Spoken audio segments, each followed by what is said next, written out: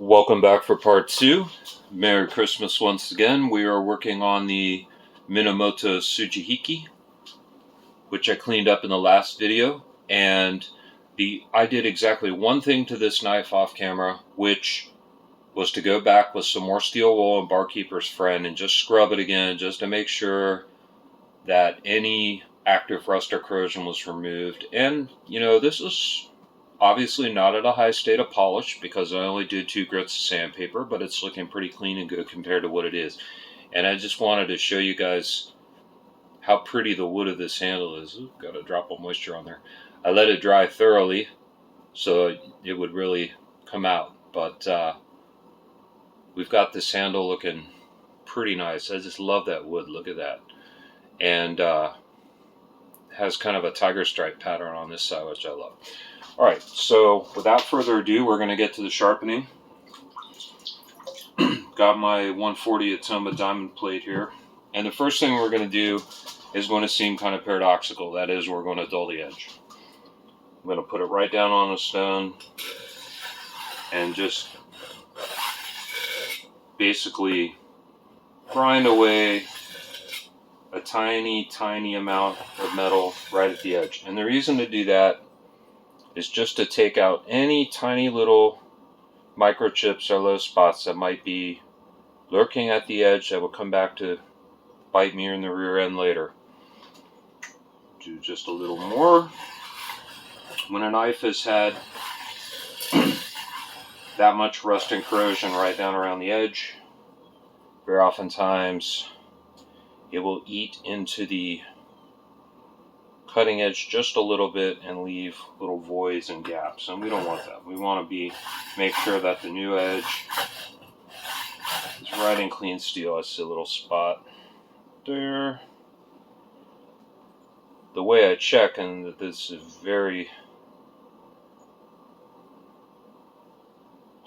can be hard to see. Alright, we're looking pretty good.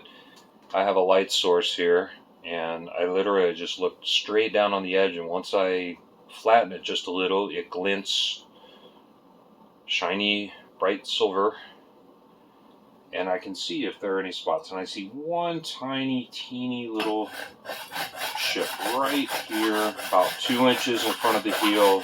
Very, very tiny. So let's just get rid of that. Alright, it's gone. Time to sharpen.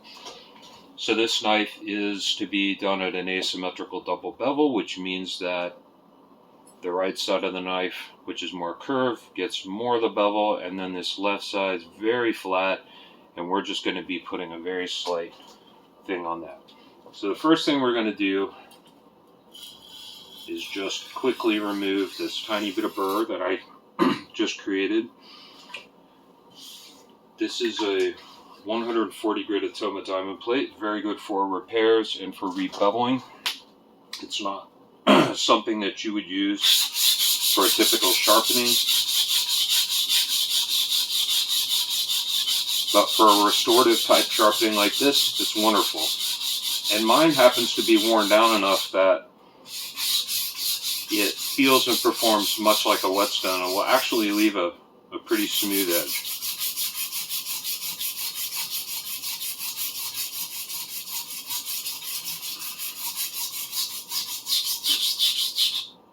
So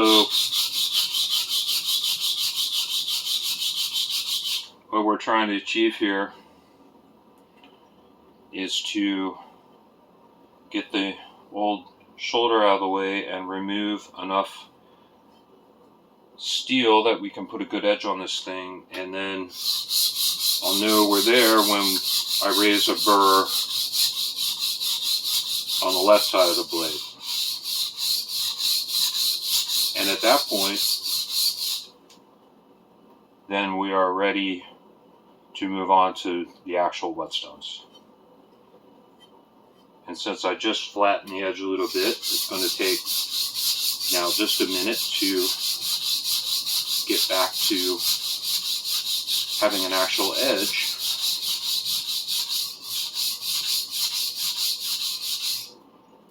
So we'll do about 70% of our edge making effort on the right side of the knife, like this.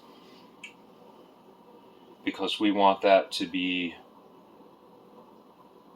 the majority of the bevel over on the right side.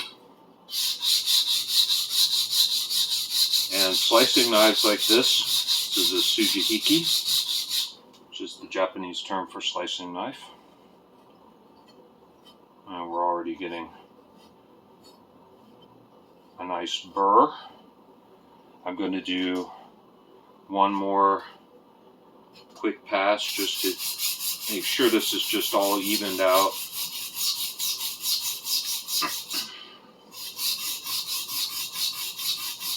A blade like this gets sharpened at a very low acute angle compared to your typical Western chef knife. I'm probably sharpening this right side of the knife at about a 10-degree angle. Compare that to your typical American or German or French knife, which gets sharpened typically between 18 and 20 or 15 and 20 degrees roughly. Japanese knives tend to get sharpened between 10 and 15 degrees. Again, that's simply an approximation.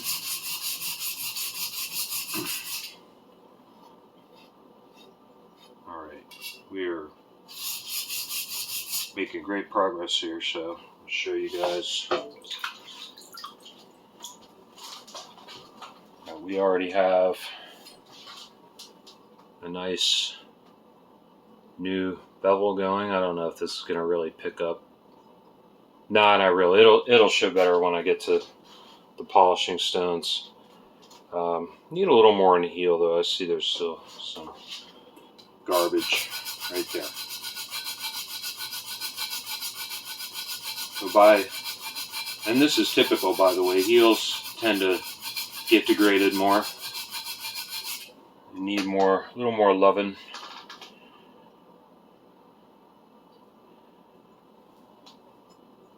Alright, we've got a burst, so I'm moving on.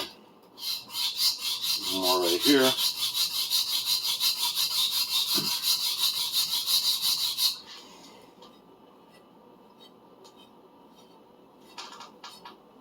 You can hear that burr, my thumb scraping on it. Alright, so now we're going to do just a little on this side. We do about 80% of our work on the right side of the knife. So we're just going to do a little on the left. We're going to make a little bit of a bevel over on the left side. Knock that burr off.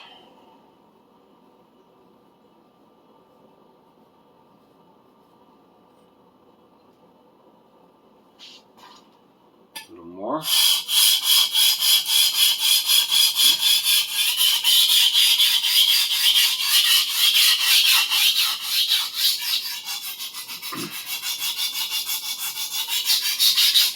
Sharpening an asymmetrical double bevel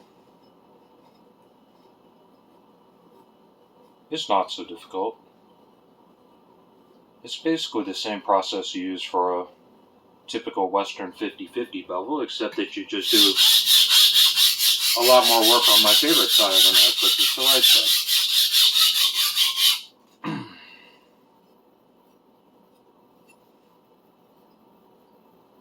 Trying to get a burr over here. We're gonna still missing a little spot.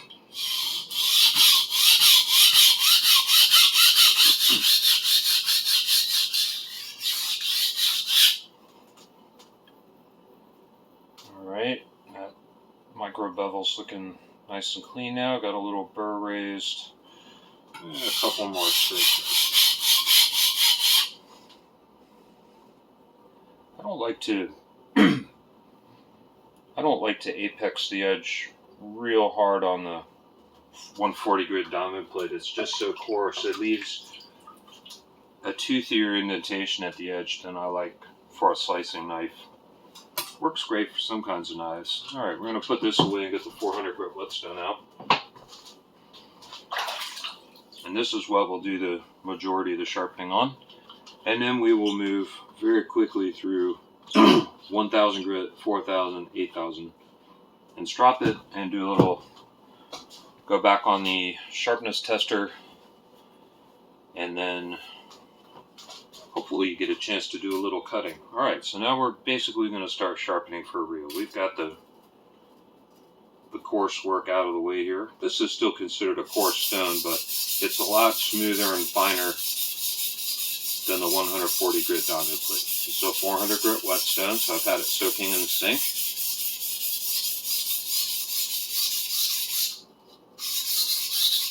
You can see that as I work different sections of the blade, I move the fingers of my left hand along the blade to put pressure in different spots, so that I can make sure that the entire edge gets sharpened.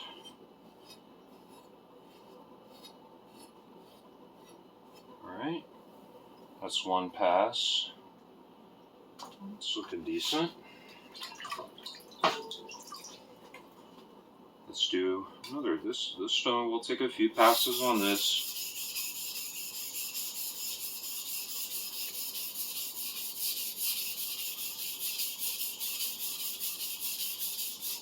The better a job you do on your coarse stones, the less work you'll have later. Once you get to your medium stones, you're still cutting metal, but it's a much slower process. So we really want to get this thing pretty good on the 400 grit. Alright, raising a nice burn out on most of the knife. Let's do another pass. We've got a couple little spots. We're not quite there yet.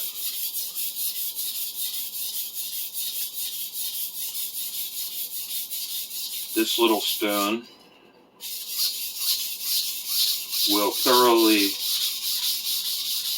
polish out the scratch pattern from the 140 grit diamond plate.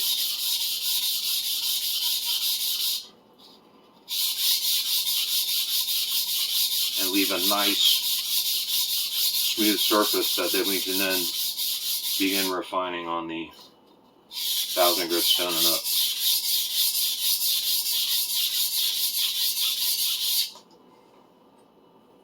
At this point, if we don't, oh yeah, now we're getting a nice spur. Now we're getting a nice spur. Need a little more in heel. So by moving most of the blade up off the stone, I can get more pressure more easily in this heel section, and also the bottom left and upper right corners of your stone tend to get less worn than the others when you're a right-handed sharpener.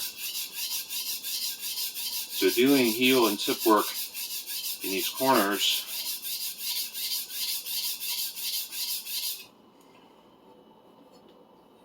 helps to wear your stone more evenly and use parts of the stone that may typically get underutilized a little bit.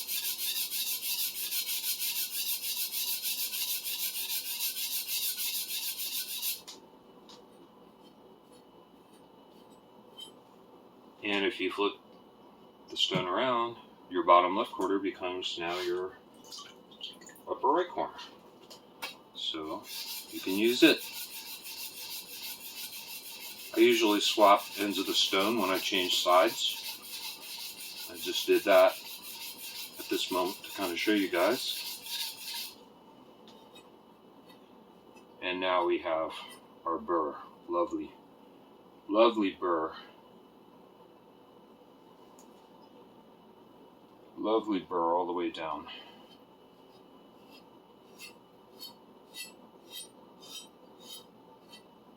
You can hear it. Still need a little more. Let's a little more work in the heel. Heels of old knives tend to get worn down,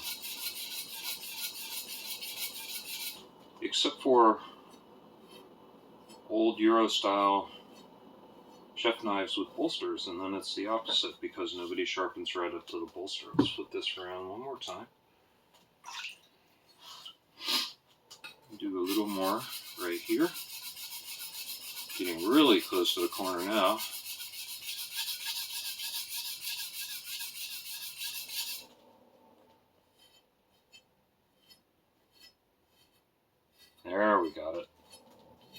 hear that.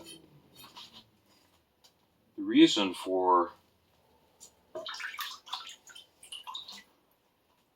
in this case that the heel took a little longer was because I flattened that part of the edge a little bit more when I did the reprofiling.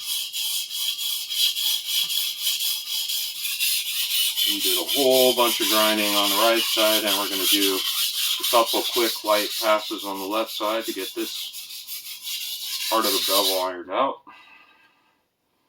Take that burr off. We're working on a very nice, about 80-20, 90-10 bevel. Sure, I got a burr all down this side. A little more, do a little more nice pass here.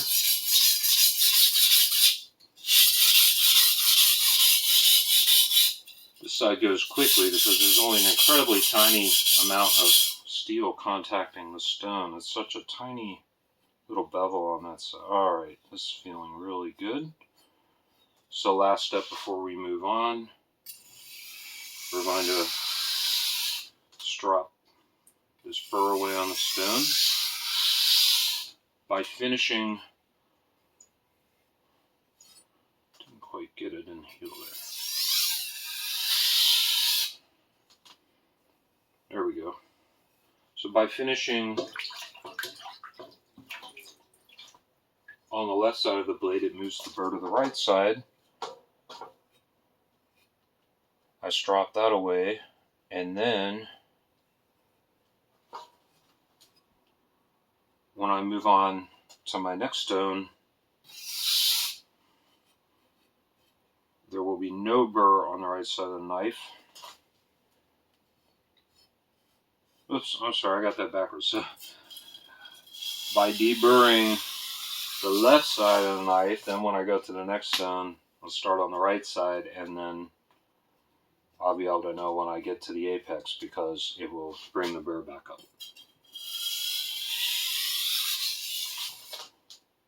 So I got my lefts and my rights backwards there.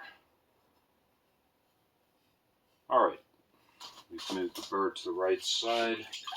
Now by sharpening the right side, we'll move the burr back to the left side, and I'll know when I'm done. Time to get rid of this for a moment. This is my 1000 grit stone as a splash and go, which means it doesn't have to be soaked. Dump it in the water and off we go.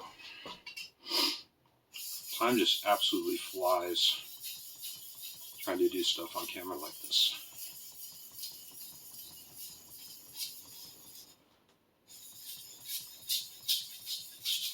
Which means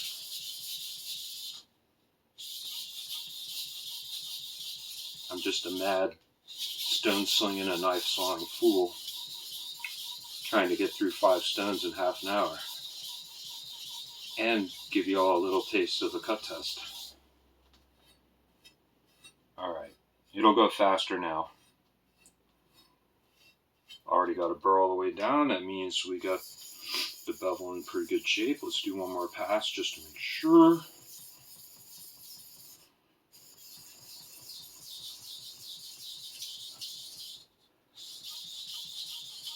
The first time I sharpen a new knife, I never feel like I get quite all of its potential. Especially not with a quick sharpening like this. But I always find when I go back and do it again, oh yeah, feels good now. Excuse me. Still getting over a little cold, a little occasional sniffle and occasional phlegm cough, so pardon that interruption. Alright, lovely, got that side nicely crisped up. And now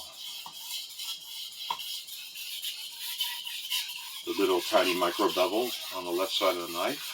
Just do a nice quick couple of passes on the left till we move the burr back to the right side. Lovely. One more of those.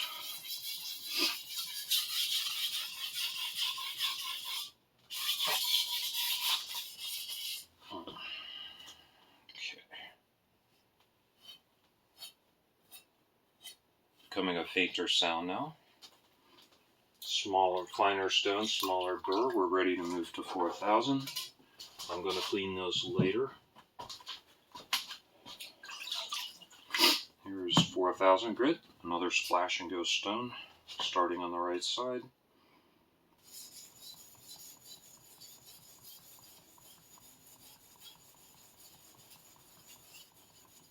Do a lot of tip work up in the corners, as I mentioned before when I was doing that heel work, but they work great for tip work as well.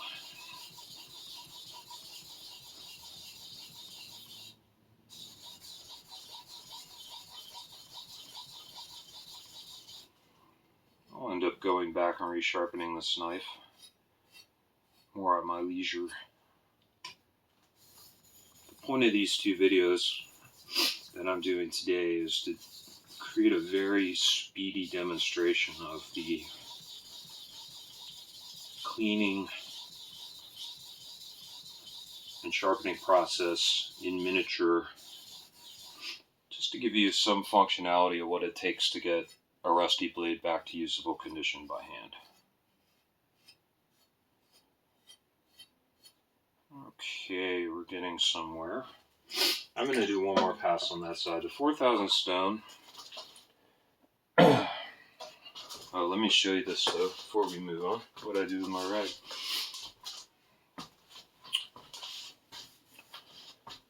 Now you're going to begin to see the polish at the edge. It really stands out now. And the bevel is not evenly shaped all the way around the knife. You know, there's some issues with, you know, uneven wear over time and stuff on an older knife. The edge is what really matters. And this edge is going to be really nice, I think. Knock on wood.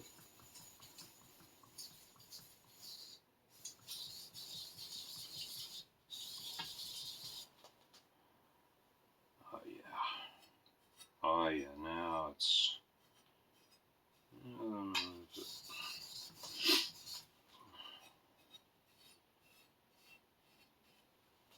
okay, a little bit on the left.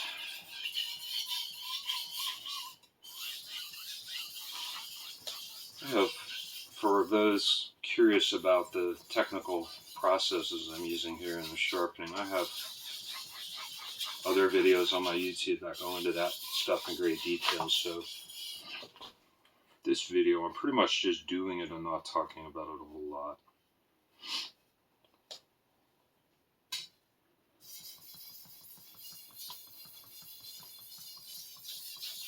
Now for many knives, this particular 4,000 grit stone would be an excellent place to finish because it leaves a very refined but slightly toothy edge that is wonderful for many cutting tasks. Since this particular knife is largely intended to slice proteins, a more polished edge is advantageous. So we've got a pretty nice polish going at the edge now, which you can see. Let's put that aside. Go to our 8,000 grit stone. I took the time to clean and flatten all these stones before we got started. So we will not be spending, this is, by the time we get to something like 8,000, 10,000 grit, I have a 12,000 stone, which I could put this knife on too, but I'm not going to today, just in the interest of time. By the time we get to this grit of stone, there better already be a good edge there. And if there isn't, this stone's not going to provide it, because all it does is polish and refine. At this point, we're removing absolutely minimal amount of metal. And the burr created at this grit level is very, very small. It can be very hard to feel.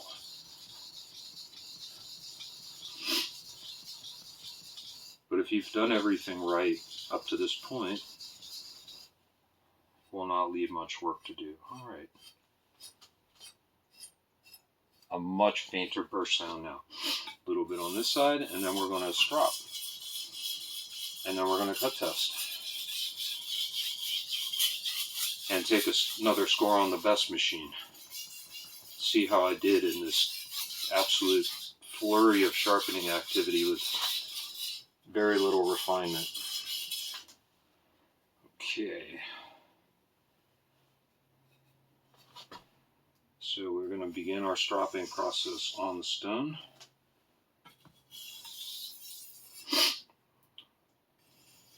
At the 8,000 grit level, it's not leaving a whole lot of a burr, so there's not a lot of need to make this a long, elaborated process.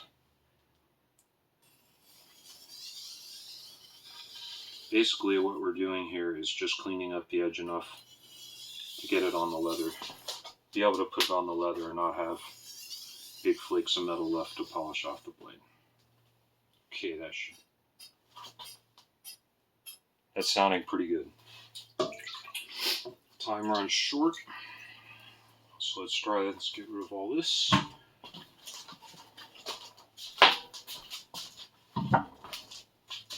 And we'll get ready to go on the leather strop and then do a few fun, quick little cut tests.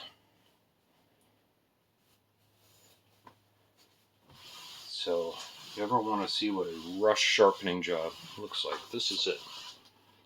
Okay, put this towel here. So we have our suede leather strop loaded with 30,000 grit green compound, and let's see. All right, now you can see it. So this is very light work. Starting at the tip. Whoops. And this is cleaning the edge. Removing any tiny particles of burr. Just polishing the little micro teeth at the edge of the edge, basically. Do some on this side. I'm going to have to hold it up so I don't whack the tip on the counter. There we go. I love the stropping process, and I usually go sit in my comfy chair in the living room, put this across my knee, and just take my time, enjoying doing this. It's my reward for a labor-intensive sharpening process well done. Alright, a few more alternating, and then we're going to cut test. So this is a speed job, going from a flattened edge to what I hope is a razor edge in a very short amount of time. Okay, that's going to have to do it. It's feeling good, it's looking good. You can see now the edge is quite polished. And on this side, you can see that the edge is, tiny little edge is very polished. I don't see any chips or need for further refinement. So let's try a couple things. I have here, fittingly enough, some Japanese newspaper that this knife and the others that came with it came packed in. So I think it's very fitting to test this beautiful Japanese knife on some Japanese newspaper. So let's, oh, geez, it would help if I didn't drop it. Geez, what a nice cut it started with. Oh. Uh-oh. You may have one little chip in the edge that I didn't get to in my hand.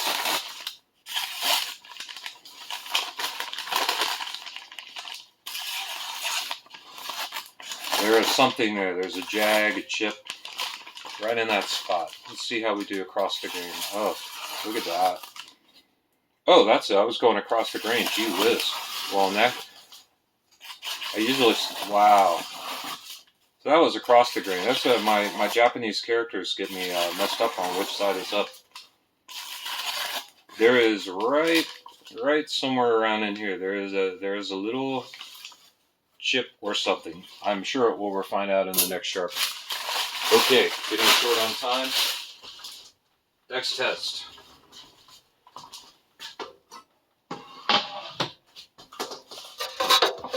I'm going to get fat and happy on some eggnog French toast here shortly. But let's see, this knife is not made to slice bread. Let's see how it does. Oh, look at that. Who needs a bread knife, really? Look at that. Not a crumb. Perfect slice. This is nice soft bread.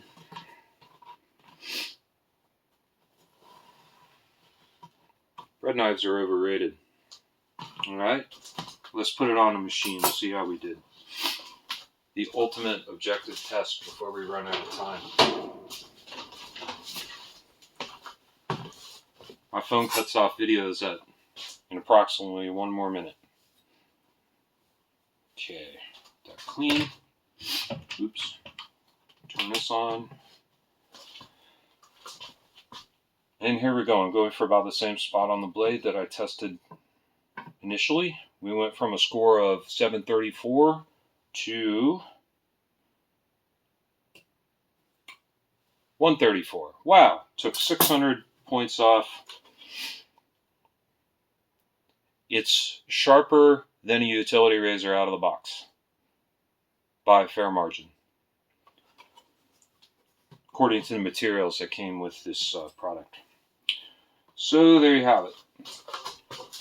We have formerly rusty blade, now nicely restored, functionally very sharp, very usable. And that's about all I got to say. So about an hour's time, all captured on camera, and that's it. The Minamito sujihiki, now usable in the kitchen.